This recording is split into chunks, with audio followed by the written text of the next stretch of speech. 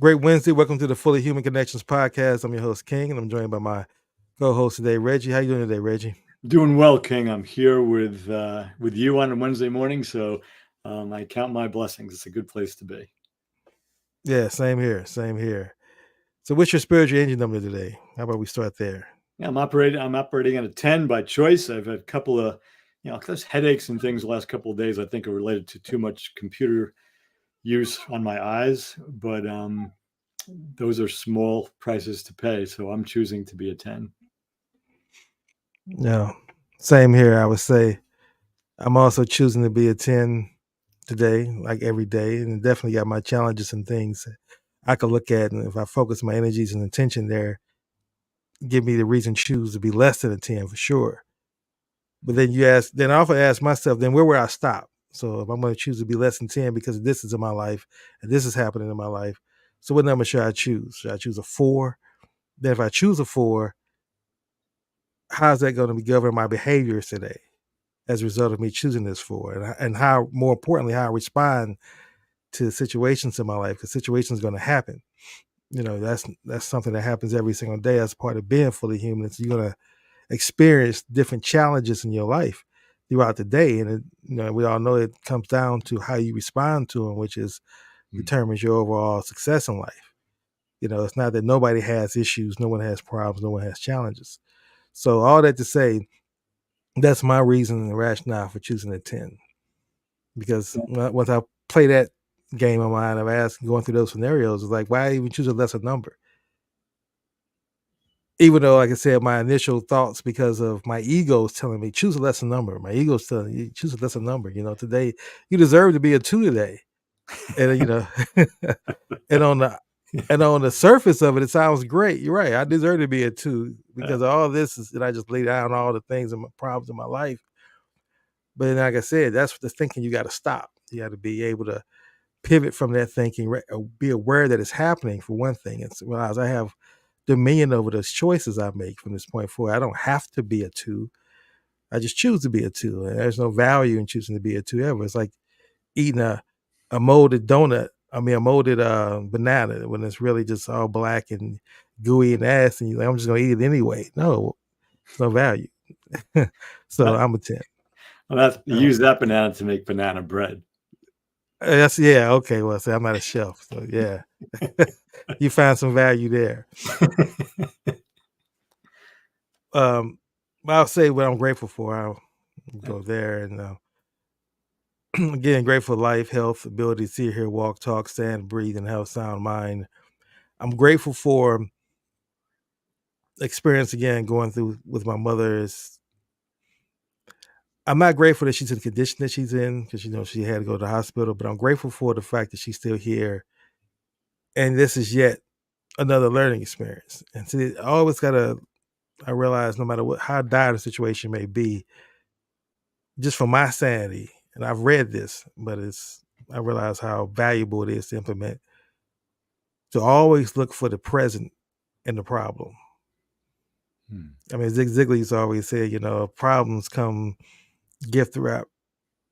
And I mean, presents come gift wrapped in problems. That's when you solve them, you get a gift, And if you can really think that way about the problems when they're happening, it's easy to say that we just read and say, okay, that's great. But then you go through something and can you remember to recall that and then apply it when it's time? And that's what I'm learning about myself now and then others around me, and just seeing how folks come together at times when love is expressed, when people see and share pain from something else happening. If it's a universal pain, then love can be shared to help alleviate that because we're all feeling it. And that's when you experience that, that's a beautiful thing. So I'm grateful to be in my life to be able to experience that from family members and just friends as well. And then to be on this podcast with you and again, have another day for myself, just to realize that every day is going to be a new growth. It's going to be something new that's going to happen. It's always going to be, here's one thing that's consistent, is that every day there's going to be new life being created and in physical form, and humans being going away in physical forms every single day. It's just where do you fall in that perspective or in that particular area, universe of that, and how you respond to it. So I'm grateful for all those things and being aware of that. And then finally, I'm grateful for um, the infinite possibilities that today is going to provide, what I can learn, who I can connect with, and what I can do. Yeah. Yeah, beautiful. And so I'm grateful for just the privilege of being able to get up in the morning, do work I care about, including as part of that our weekly conversations, to have both the desire, the technology, not both, but the desire, the technology, and the discipline that we share in having these conversations. And on a more basic level, I remain grateful for having indoor plumbing, for having drinkable, safe water every day, for having a refrigerator with food in it, and local supermarkets where I have choices of how I want to fill that refrigerator. So I'm just really grateful for basic needs being met. And at this stage of my life, having a, as far as I can tell, sound mind and relatively healthy body, I trust that you'll let me know if you think my mind is becoming less sound as we talk. But really basic things. I never had a lot of desire to acquire a lot of things in my life, material things. So, I mean, books being an exception. Um, but I'm just really grateful for the ability to get up every day and take a next breath and do some good work in the world. Absolutely. Absolutely. I concur with that 100%. So we got off to a late start today a little bit, 2 minutes over the time. We like to get started. So let's get right into it. What do you choose as our topic for today? Yeah, so just to set the table for folks who might be new to this, we've been speaking for almost 2 years now about the integrated aspects of my 2022 book, Healing America's Narratives, which is subtitled "The Feminine, the Masculine, and Our Collective National Shadow: Becoming More Fully Human." It's a lot of words, but they're all there for a reason. And in the recent 2 or 3 weeks, we've focused in on conversation, being skillful and being in good faith in conversation, not using talking points or sweeping generalizations, but really using conversation as a way to learn, to remain curious, to learn, to understand more about opposing views, as opposed to try to win something or beat somebody up. And we have a current situation going on in the United States, and specifically in New York, where the former president of the United States is facing one of his 4 or 5 trials. And this one is where he's accused for falsifying business records in order to hide money he paid to convince a woman he had an affair with not to talk about the affair out loud during the 2016 campaign, because he thought it might not, that a lot of people wouldn't vote for him because of that. We've since learned that people will vote for him no matter what he says or does, but that's another story. So he's on trial for that right now. And this week, the judge is Judge Mershon, I think is the way you say his name, for the 10th time found the defendant, Donald Trump, in contempt of court. And he's fined him $1,000 for each fine, each contempt charge, which means $10,000, which is like a joke for someone like the defendant. But to tie this into Healing America's Narratives and this idea of conversation, Trump has proven before this trial ever began that he'll say whatever's necessary to manipulate people to get what he wants. I'm not going to give examples of that because the Washington Post journalists have written books about it, where you can go and you can read the quotes. I have some of them in Healing America's Narratives as well in chapter 10. You can read the quotes and you can go confirm them on your own. In other words, there's video of them, there's written transcripts of them. So he just says things he insults people, he lies about them, he makes fun of people. What he's proving in this court case is that he's willing to use, I'm going to put the word conversation in quotation marks, he's willing to use his language, first to show a complete disregard and disrespect for the law and the court and the judge. I mean, he has harassed the judge, his family, he's harassed witnesses, he's harassed jurors. And the judge has gone out of his way so far not to put him in jail, which is an acceptable punishment for contempt of court charge. So we have this judge on the one hand who has a responsibility to the people of New York, because this is taking place in New York City, to enforce the law and to run a trial according to the laws of New York State and New York City. We have, on the other hand, a defendant who has no respect for the law and who uses language on a regular basis to disparage others as long as it serves him. So we have this juxtaposition of two men engaging in conversation, sometimes with each other, sometimes with the attorneys, and sometimes with the public, in very different ways. And it's a great, I think, example of conversations that do more good than harm in the case of the judge, and conversation that does more harm than good in the case of Donald Trump. And one last thing I'll say, this particular judge is in a position now where if he just throws Trump in jail after the first contempt charge, which he didn't do, he fined him 10 different times. If he had thrown him in jail after the first one, he would have been accused of persecuting him as opposed to the lawyers prosecuting him. So he's giving him leeway. He's showing that the court is reasonable by using a minimum punishment, which is a fine of $1,000. And he's saying to him each time, I don't want to put a former president and possible future president into jail, but if you continue to disregard the court's rulings, I will do that. So he's warning him over and over again, which is a really skillful move. And so I'm going to make some conjecture here, and this is the last thing I'll say. Based on Donald Trump's history, he is either unable or unwilling to respect authority. So my guess is he will be in contempt of court again, whether it's tomorrow, they're not in session today, but it was tomorrow or Friday or whenever. He will do it again, and the judge at this point, after 10 examples, is going to have some pressure on him to put Trump in jail. And there's a lot of political ramifications around that. Whether he puts him in a holding cell in the courthouse or he sends him to Rikers Island, which is a New York City prison.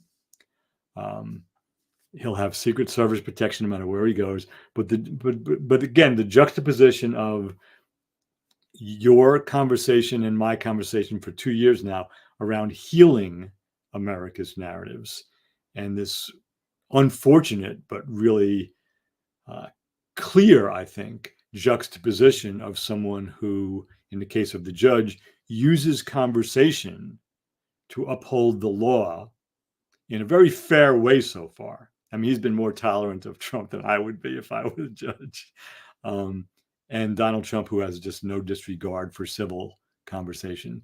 And I don't say that because I don't like him. I say that because there's years of evidence of it at this stage of the game. So that's what I want to talk about today in the context of healing America's narratives and good faith conversation, this public example of good faith and bad faith coming together. Yeah, well, that's an excellent topic as usual. Mainly it's timely, and I believe that's absolutely necessary to talk about it because Trump represents a lot. So it's not just talking about Trump for the sake of gossip, because of Trump's meaning behind Trump. He's no longer just really a man. He's a movement, and what happens to him is going to impact a lot of people. But my focus on it is, I look at it this way: when you are looking to be fully human and live that kind of lifestyle, then you principle centered. So principles rule out all the time. There's no room for objectivity in that. There's no room for thinking about it. It's what's the right thing to do. That's what wins. That's what you go with every time. That's why it's there. It's a universal law. Gravity doesn't just choose, well, today I'm going to apply the law of gravity, then tomorrow I'm not. Things would just fall. And we would have the uncertainty behind that. So I look at it, if you're going to have that system to be in America where you say this is the rule of law, then it's the rule of law. And nobody should be upset about that if we all respect it. It shouldn't be looked at as political. So it's only going to be looked at as political by someone who chooses to say, I'm going to change the narrative. And that's what I see happening so much in the world nowadays, is that they're literally changing the definition of words right in our faces. And once we accept that definition of the word, they have all the power. They've changed woke to be something negative. So now nobody wants to be associated with being woke because how it's been changed, and it had nothing to do with any liberal, just a matter of being aware. Again, I'm aware that other people are suffering. I'm aware of some other things outside of my own ego that's happening in the world. So let me be mindful of making a difference, and that's all being woke is at its simplest definition. Yeah. But now we change it to, well, what's the definition of woke? And then people can't define woke. It's like, what? Well, you mean you can't define it? So that goes to show you that those are just mind games constantly being played. And when you got everyone so confused now on words changing the definition, what used to mean something doesn't mean the same anymore, then people just lose faith in the whole justice system. And then you can do what Trump is doing and have people questioning whether or not he should be allowed 9 other times outside of the first time. It's like, because no matter what time this judge can let Trump do it 15 more times, and the Republicans would still say he's been persecuted. Yeah. There's never going to be enough times in their mind they're going to agree that, okay, well, he has done it 58 times, so you're right, go ahead and lock him up. They're never going to give their blessing. So to me, why delay it? Because now what you're doing is you are showing that the law really doesn't mean the law to him. He is above the law. That's what you're really showing. Every day you delay, thinking that it's strategy that you're using. The Republican base is not going to change how they feel about how Trump has been tried. So why not put the full and apply it to the law? Not politically, not say Democrats win, go 100% on what Democrats want, but just apply the law and show that the law prevails no matter what. And I don't see how any American who truly is an American and believes in the legal system and expects the legal system to work can actually argue with that. Yeah. Now, no, go ahead. Yeah. So that's how I kind of see it in that context, that the fact that Trump wins by having the media debate it, discuss it, look at it, and wonder or worry about what's going to happen for the Republicans. Because if Trump loses, we're going to say, okay, well, he shouldn't lose now, because if he does lose the presidency, then this is going to be the outbreak of the reaction that's going to happen, right? So that's going to be much greater than him being persecuted and going to jail. So it's like, why even fight Trump on any level if we're going to be worried about the consequences of what the Republicans are going to say or do? Yeah.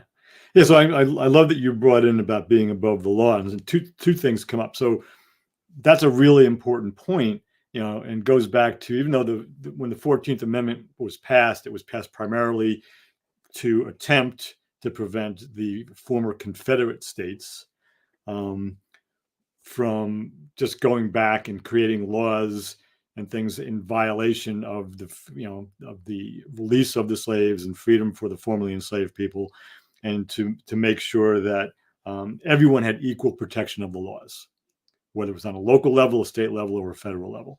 And that's never, there is not equal protection of the laws in this country. And Trump is a perfect example of it. If you can afford to pay millions of dollars in legal fees pretty much for your entire adult life, he was, prior to running for president. By 2016, he had been involved in over 3,500 lawsuits just in his Trump business stuff, all of the different things. Sometimes he was the plaintiff, he sued somebody else. Other times he was a defendant, and sometimes he was accused of things. So that's over 4,000. I don't know what the exact number is now, but that's a way of living for him that he was used to, and he always had the money. I mean, millions and millions of dollars in legal fees, which I can't afford. You can't afford. Well, I won't speak for you, but I don't think you can afford it either. No. And so that's the given. So he gets a different kind of protection of the laws because he can just stay in and have these people, speaking on his behalf, and the delay tactics. So it's not equal protection. In some ways, someone like him gets to be above the law, at least for a while. That's one. The second thing, and this is attributable to Joyce Vance, who was a former, I think, district attorney. She's out of Alabama now, and she writes daily on the law. And more recently, it's been about the Trump cases because that's what's present about it. And I learned a lot by reading her. And one of the things she said, and this goes to the judge not putting Trump in jail after the first or second contempt charge. One of the things that a good judge is aware of is how his rulings, or her rulings, in this case it's a he, will hold up under appeal. And if Trump loses, there's going to be an appeal. That's a given.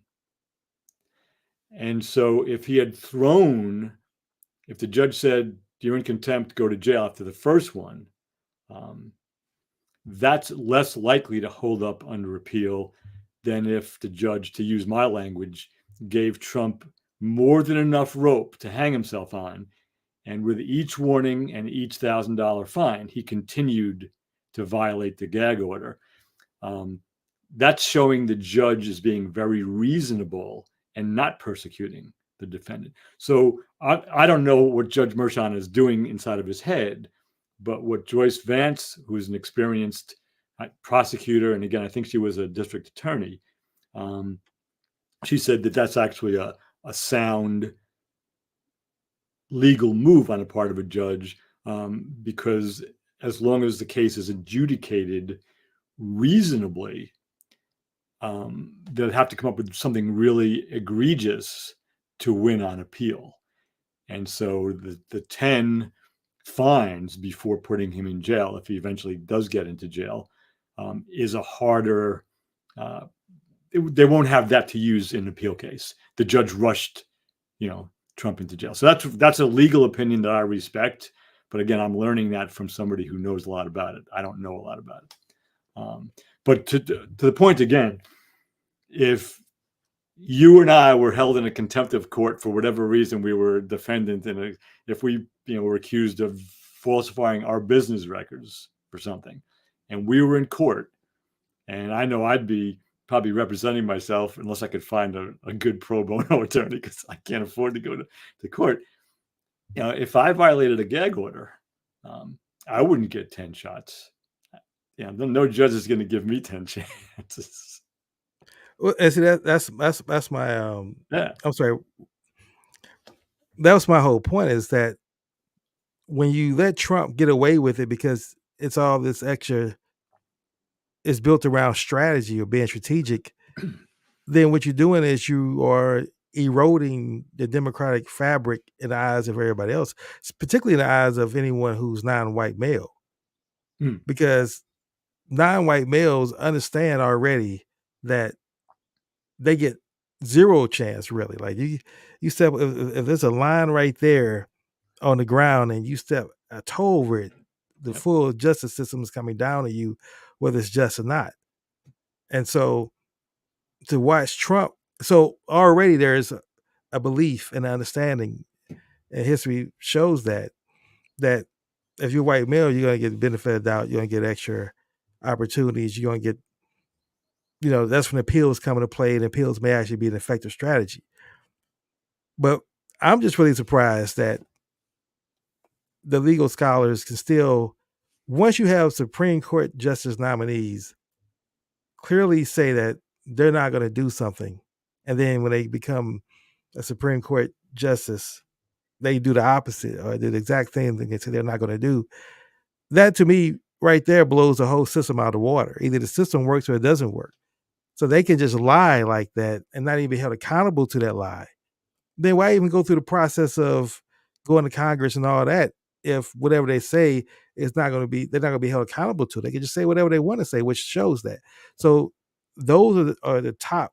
So that's the morality, integrity of the folks who govern the laws at the highest level. I don't see any justice coming from this system.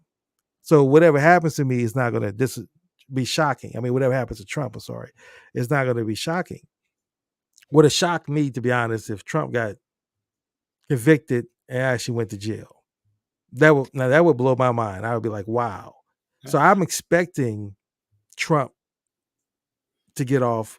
It's just a matter of how they maneuver it, whether it's going to be through appeal, whether it's going to be through Congress coming up with some way that if he's an active president, he can't serve no time. Whatever the justification is going to be used, Trump is going to get off. And see, to me, when you look at things in a system context, you remove the bias. See, the bias only confuses you when you begin to say, well, okay, well, it's because of this president. I mean, this because of they cite a particular court case and say this is an example of it happening before.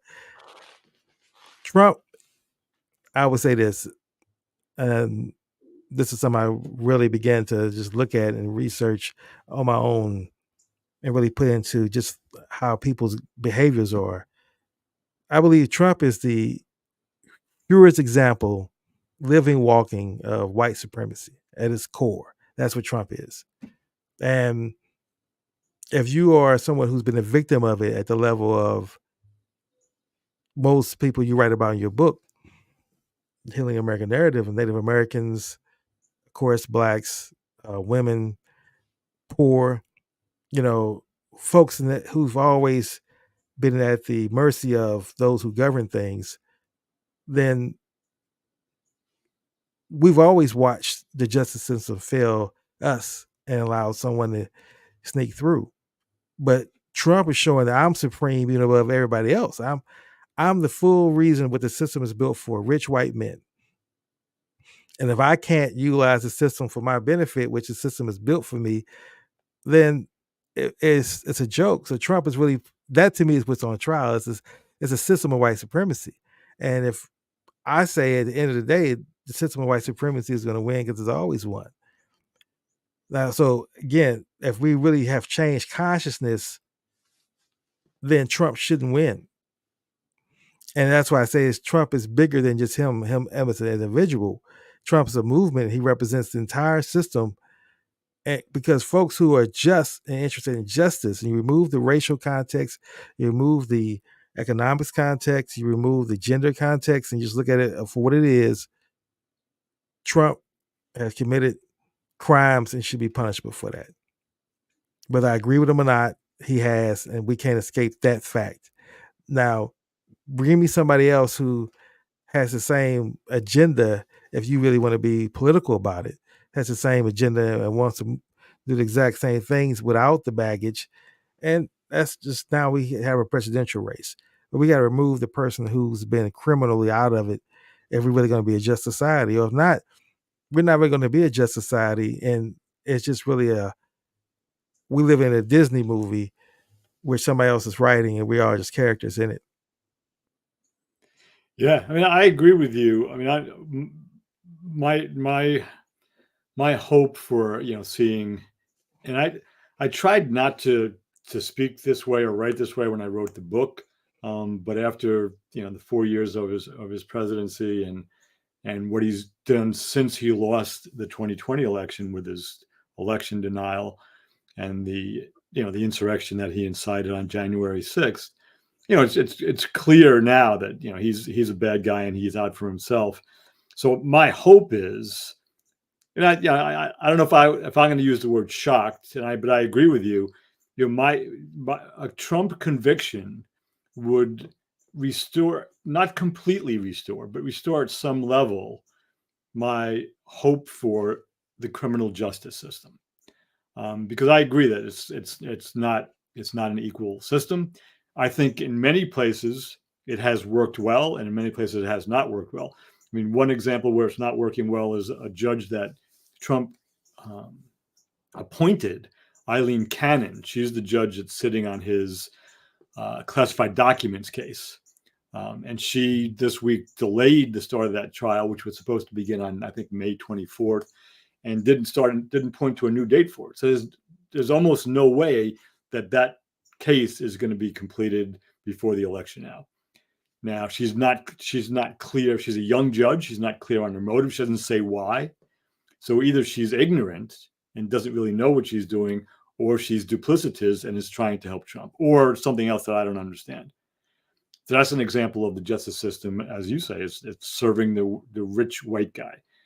There are plenty of examples, especially around the Voting Rights Act when it was passed in '65, moving forward, when violations of the act were challenged in the courts, and the courts upheld the act and basically told states and local voting districts they could no longer do what they were trying to do. And inevitably, they were stopping the poor and or blacks, and now that would include Latinos, poor people who speak Spanish, basically, in this country. But the attempts to prevent people from voting is a conservative and now a Republican move. And because recently the Voting Rights Act was weakened, I think it was in 2015 or 2016, states are starting to do that again. And some of the courts are doing the work and finding in favor of the Voting Rights Act and making sure people have the right to vote, and others aren't. So to come to your point, I agree 100% that we should just say it out loud as a nation that the courts are politicized, because they are. They're absolutely politicized. We speak about a progressive Democratic president nominating more liberal judges, and conservative Republican presidents nominating more conservative judges, and they make believe it's not true. But it's, for anybody that can walk, chew gum, and read, it's absolutely true. We can see it. I mean, we can see the ramifications of it. So we know that the White House is politicized by political party. We know that the Congress is politicized, both the Senate and the House, by political party.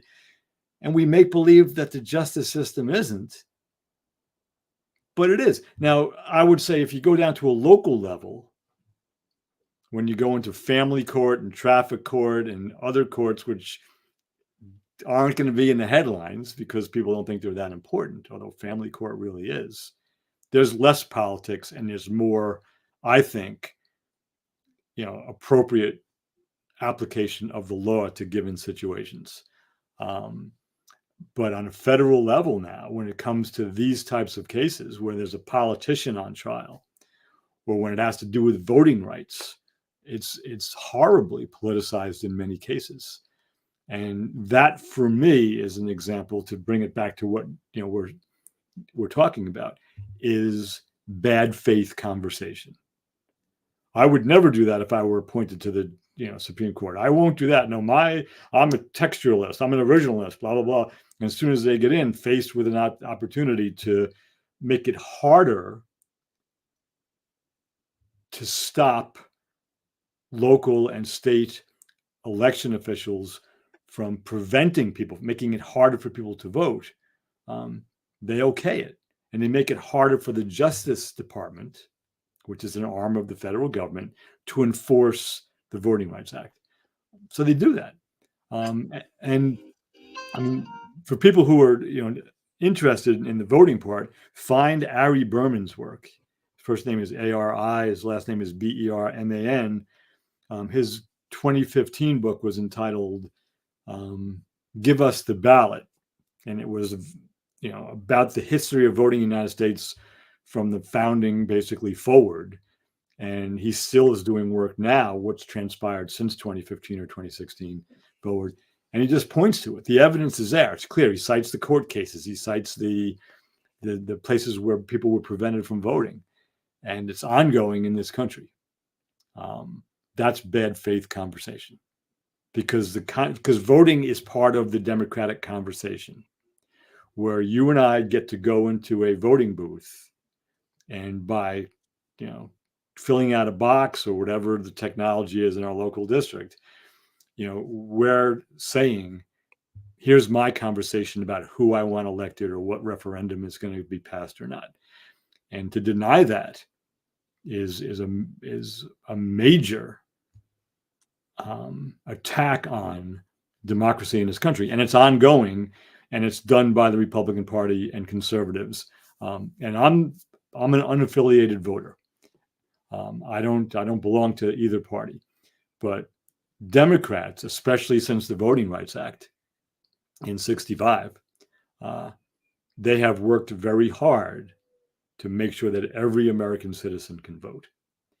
And Republicans use the scare tactics of saying there's too much voter fraud and we have to make sure that it's harder to vote. But they only do that in poor and other types of minority-based voting districts. And they gerrymander, they change the voting districts, so it's almost impossible to elect locally people of color to school boards, to mayorships, to town councils. That's an ongoing battle on a local level in this country, and primarily not only, but primarily in the former Confederate states. And yeah, so I'll shut up, stop there. Well, I just say absolutely to that point. I mean, and that's what I'm saying as far as when you begin to really understand the system, that you expect those things to happen. Not that you now back up and don't do anything about it. That's not what I'm advocating at all. But what I'm saying is you got to expect that if you look at life as a chess, and the system is playing against the system of system of racism as a chess player, you gotta expect and think 7 moves ahead, understand the fact that that's going on. That's what I really question so-called black leadership, which I've grown to even not like to use that, have black leaders, because the other race there's no white leaders, what I'm saying. There's no Asian leaders that runs the Asian race. I don't know why my race has to have so-called leaders, whether they're elected, selected, appointed, or anointed. But when we did have and needed to have them, they were very strategic. Thurgood Marshall understood the court systems and the importance of saying I got to go through courts to get things done. That's what laws are going to be changed.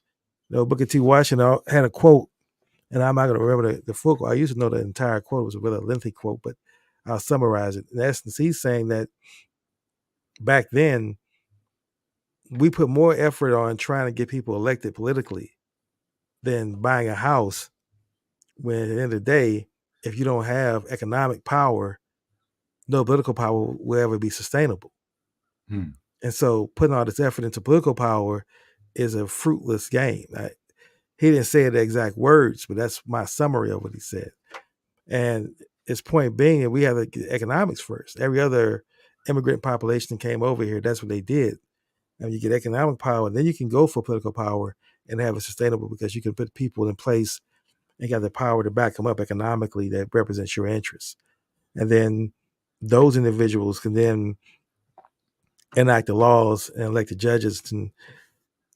To be in a country where the media gets us all talking about personality as though we're watching a talent contest between two politicians, as opposed to those two things, that everything breaks down to people's lives being governed by the judges, that the Republicans are going to put in Republican conservative judges, and Democrats are going to put in more liberal judges. And to me, we should wipe away that system on completely. The judges should not have any bias. They should do things according to the understanding of the Constitution and their understanding of the law. That should be how the judges govern our society. We shouldn't have liberal judges. We shouldn't have conservative judges. And it shouldn't be, because that's where you see the corruption come into play. As you talk about the Republicans who want to change the Voting Act laws in different states, I really see that as really that's the only move they can make. I don't even think, I mean, it's wrong, it's criminal, but I expect it because you're the minority. It's already been proven that the majority of people will want a more civil, just society. So you're not going to win with your policies if everything is just based on population and numbers. This is why they'll never agree to get rid of the electoral college, which they should get rid of that. That shouldn't even be the case anymore. But the fact that it is shows that they understand if we got rid of that and that people will truly decide now we're the minority, we're not going to get anything enacted in the past that represents us. So we have to not just go with that tactic. We got to go with other tactics. And so if I can not let this part of the population who's going to vote against us and against our interests even get to the point where they can vote, that's in my best interest. What bothers me is the folks who in leadership positions who don't understand that's going to happen and then have the strategy. It's always a reaction. It's always a, wow, I can't believe they're doing this. It's like we focus so much on getting Obama elected because it felt good and getting a black president as though that was going to change the system. And everybody put all their energy and their dreams and their hopes into that. And it felt good for a moment. But while we were doing that, the Republicans were going out and saying, we got to begin to control the courts and come up with what judges we want in certain positions and what cities and where they stand on certain policies so we can get those. They were working on those levels behind the scenes. So when they actually did get in power, they had a master plan that they're going to get these judges elected quickly and decisively. And that's where we see, and that's what we see happen. So now, even though society is saying this is what we want, the system of white supremacy is not going to allow that because as long as it's governed by the course is governed by a conservative that's going to protect the system, it doesn't matter if somebody is based on the color anymore. Like we see Judge Thomas, he's never, because he's black, voted on anything that was in the best interest of black people and never will. He's going to fight that tooth and nail. Like he don't see his color at all in that context. Where I believe if you had a Latino judge, which we do, we have a gay judge, they're going to vote for legislation that is going to be beneficial to their particular ethnic group. It's just you expect, especially if it's justice. In other words, if just there's legislations in place that's blocking a particular ethnic group from rights, it's only right to vote to change those rights because that should not be the case. So all that to say is that it's the media we talked about before, communication. That's why you got to be so careful about nowadays what you allow into your mind because most of it is just really manipulative. You got to ask people the question of what's your purpose of making that statement? What do you mean by that? Don't assume you know what the person means. You got to ask them what do they mean by that. You know, if someone comes in and say, I just don't like this whole woke movement. What do you mean by that? Yeah. Can you explain? Because you really want to get people clear on what's the purpose of bringing this conversation to my universe, or to my world, or to my attention. And then you can determine whether or not, once they explain it, whether or not you want to indulge in that conversation. Do you want to give it that energy life? What do you gain from that? And without having that decisiveness, then you get confused. Even when you watch sports have gotten from just being able to have analysts talk about the game itself and the plays and what happened to a whole industry around people who just give their opinions about the the athlete's whole entire life. And it's like, I don't care what you think about this person's personal life. I don't watch or want that. I want to know what they're doing today on the court is why I'm watching this particular show. And so this sensational, like Tom Brady just had a roast.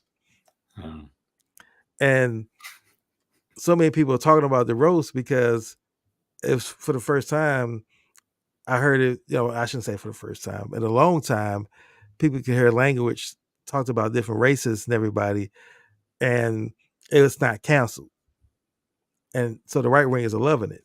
And I had to say, Yeah, it was refreshing to watch that kind of comedy again, where you don't have to worry about somebody being canceled.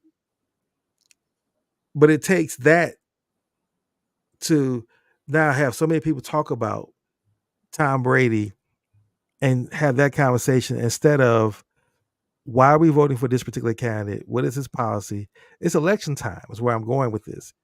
This is where our conversation should be. This is where our thoughts should be. It shouldn't be about Tom Brady's roast and the trickery that people like Stephen A. and all those in sports media who get paid by Disney or Fox are designed to just continue to have us talking in those things, putting our energies and our thoughts in those areas and missing the things that really govern our lives and being more active.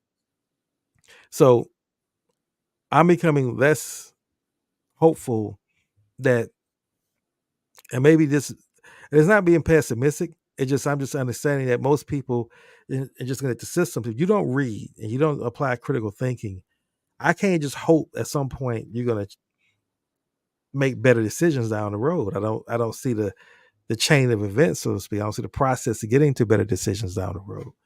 I see you go in a completely opposite direction. If a person is smoking crack slightly, like you don't know a casual crack user. I just smoke crack, every now and then. No, if you smoke crack, you are going to smoke crack. They're committed to that task. So because it's a process, I see people consuming information the same way. And if you're caught up into that lifestyle of letting your ego govern your life, you need to make this much money. You need to live this neighborhood. You need to um, buy this kind of material possessions, and you away from what makes you more of a human being, then you're going to produce the behaviors that we see right now where people vote not in their best interest, but what they're told are their best interest. And then expect judges to actually rule in your favor. Yeah, you unpacked a lot there with about 10 minutes left to go here. There's so I want to just comment quickly on the, I haven't seen, I don't know if I'll watch the Tom Brady thing. I try to really reduce the amount of time I watch wealthy people tell jokes about each other for entertainment. And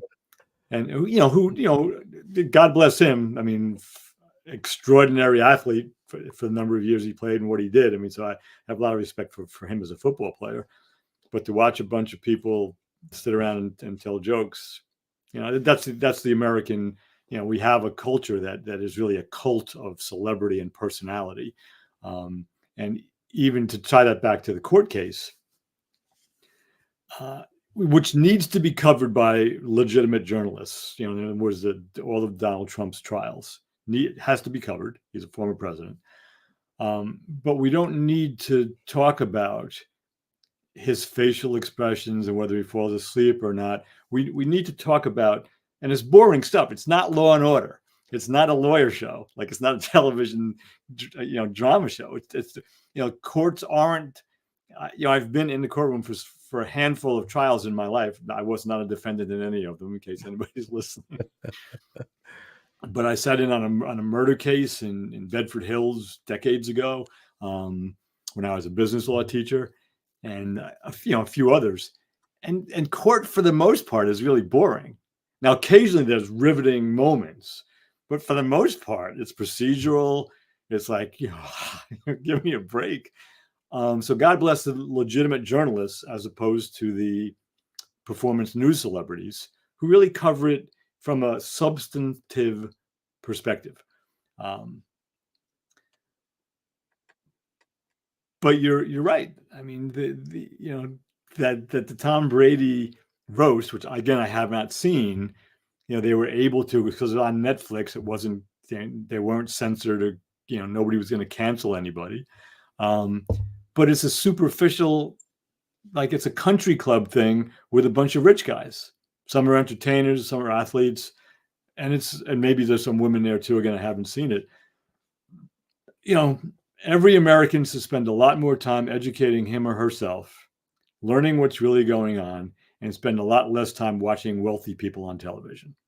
And I watch wealthy people on television sometimes. You can't avoid it. If you watch television, you can't avoid it. Exactly. Yeah, if you're watching the news, anybody that's reporting on a national level, they're making, a minimum high six figures, low seven figures just to have those jobs. So you can't avoid it.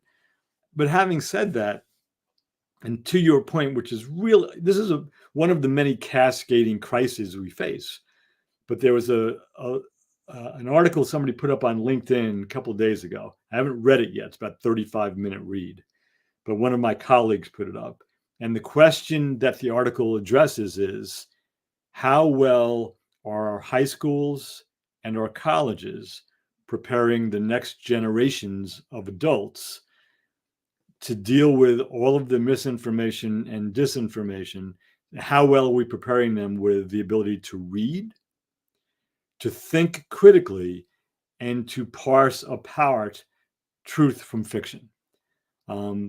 Because I think I'm a relatively moderately intelligent person who does my work, and I don't trust anything that I read or see nowadays unless I can corroborate it with a couple of other trustworthy sources. But there are deliberate attempts to cause harm and to confuse, not even to get you to believe in the propaganda, but just to make it incredibly difficult to find the truth. That's the what's his name, Kasparov, the Russian chess champion who became who left and came to the United States, and he became a dissident against the Soviet Union. He basically said it wasn't designed to get you to believe what we were saying. It was designed to exhaust your critical thinking faculty so you couldn't figure out what was true anymore. That's the real goal nowadays of the disinformation. Have some real discipline. You have to have a real desire to want to get to the truth. And you have to be able to recognize your own confirmation bias and the motivated reasoning that a lot of people talk about. And the last thing I'll say, motivated reasoning is using rational thought and language to reach a conclusion that you have some other motivation to reach. In other words, you're not really looking for the truth. You're looking for a way to get to the conclusion you want.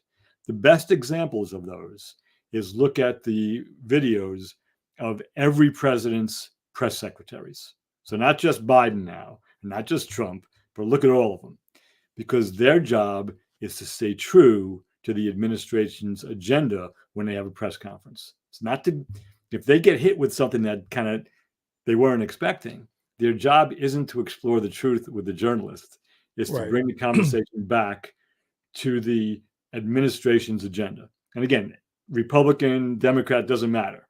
Biden, Trump, Obama, Bush, doesn't matter who it is. That's the job. So looking at press secretaries is a great way to learn about motivated reasoning.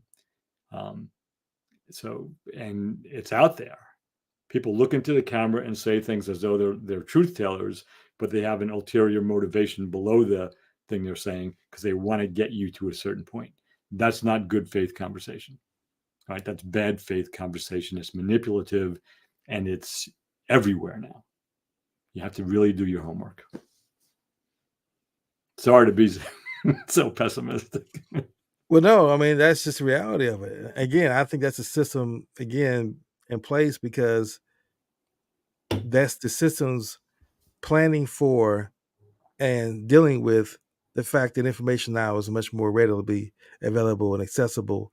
And so instead of letting us have information that's actually going to be of benefit, the majority of the information that we receive, it's going to also flood it with garbage. Most of it's going to be garbage. It's like getting water from a water hose. I mean, or a fire hydrant. I'm sorry, getting water from a fire hydrant. If it's turned on full blast, it's water, yes, but there's no way in the world you actually gonna be able to actually quench your thirst if you're thirsty. So if you actually are really seeking information, if you don't know what exactly to look for, got some kind of guidance or some plan, I'm just gonna turn on the internet and let the homepage guide me in whatever direction it was going to guide me in. You're going to get down the rabbit holes of things that's going to make you spend money, be less effective, worried about and talking about gossip. And that's what you're going to spend your time and efforts in. and you're only going to be able to achieve so much in your life. Or if you do, you always constantly keep putting yourself in debt because you're buying these things. Like all these commercials now I see on TV or doing a game. I'm trying to watch a basketball game. I gotta be bombarded with car commercials, drink commercials, all these commercials, spin, spin, spin, live this lifestyle, live this lifestyle. So that's the world we live in. Just being able to navigate that and say, I'm gonna spend this hours reading, I'm gonna or get information from the internet that's valuable to me in one of the areas of my life that's gonna be beneficial to me. And Yeah. that has to be a choice we all make as individuals, which is the choice we should make to become more fully human. And so, how do we, as we wrap things up now, how do people begin to think about ways, as you say, to learn from what Trump's trial is to help put them on the path to become more fully human? Yeah, I mean, I would. There's so much that's possible here. But I'm going to having used the Trump trial and Donald Trump's and Judge Merchan's different conversation styles. I think the judge is acting in good faith. I think that the defendant is not. Um, I would suggest that people, rather than focusing on the court case, is focus on yourself. And when you speak to people, tune in to the extent to which you are really speaking truthfully with a deep sense of curiosity and a desire to learn and share. It doesn't mean you don't share what you believe with other people, as opposed to a more motivated reasoning type approach where you're trying to convince somebody. Listen to yourself and begin to see those moments when you find yourself afraid, when you find yourself having to prove something, or when you find yourself having to defend something, and get curious about why that is. Why are you afraid? And I don't mean afraid of global warming or nuclear war. I mean afraid of this conversation. What are you afraid of? What do you have to prove, and why are you defending yourself? Just get really curious, and maybe listen to Donald Trump talk, and listen to Judge Merchan talk, and just forget your political ideology, whatever you happen to have, left, right, center, and just listen from kind of a heart or a gut-based place, and what comes up for you in their conversations. But the biggest place is listen to yourself, and then note how you get your information. Do you just take what the internet gives you, or are you deliberate in finding things that might have some value? Because the internet is only engaged, the social media platforms are only doing one thing. They want to get your attention. They want to keep you engaged, because the longer they can keep you engaged, the more advertisers will pay them to advertise, because you're going to see their ads. That's what's behind it. They don't have your best interests in mind. It's about making money, because Facebook, X, LinkedIn, all of them are for-profit endeavors, and the CEOs have a fiduciary responsibility to the shareholders. It's that simple. So make your own choices. Don't take what's given to you. Absolutely. Absolutely. Well, as we wrap up the show, we want to also give you an example of someone Reg and I both, who we believe are individuals who either have in the past or are currently acting in a behavior traits that are aligned with more fully human behavior traits. And I'm going to go first and say that what I want to acknowledge and lift up right now are the Jewish people who speak against Zionism and see the atrocities that's happening in Gaza and speak against that. Because that, to me, individuals who are Jewish, they can speak against that and speak for justice, not just supporting Palestine, but supporting Palestine only because it's about their freedom to have their own democracy. That's what you're supporting. It's because they see the humanity in this individual suffering and dying. Yeah. And that, to me, says a lot about who they are and their character. Because then your identity is no longer just really about your religion. It's about the fact you're a human being and you see atrocities happening. And that's what I believe everyone should lift up. Those are the individuals we should lift up, and their voices that should be followed. Those people should be the ones that's been given more TV time to talk. Because as long as it's folks who are going to continue to be pushing a one particular agenda, those are folks you gotta be worry of listening to, or why. Again, as I said earlier, what is your meaning for bringing this conversation to light? What's your purpose for making that statement? What's your intentions behind those words? So I want to lift up to all the Jewish people who are standing up, speaking out against it, and putting their reputations. They're risking a lot. They're risking being alienated. They're risking being called out. And so I respect that to the fullest. And I just really want to say it's admirable. And I think everyone can learn something from individuals who can only gain from that situation if they kept their mouths closed, but decide to speak against their own ideological best interests because they see themselves as human beings. Yeah, beautiful. So interestingly, like the person I'm going to name and the reason I'm going to name him is tied in with what you just said. So I'm going to actually name Joe Biden. I don't agree with everything that he does. I have a lot of respect for his ability to do what he's doing at his age, despite all the jokes and things that are thrown at him. But most recently, like he's holding he's demonstrated his real sense of empathy and humanity throughout his career.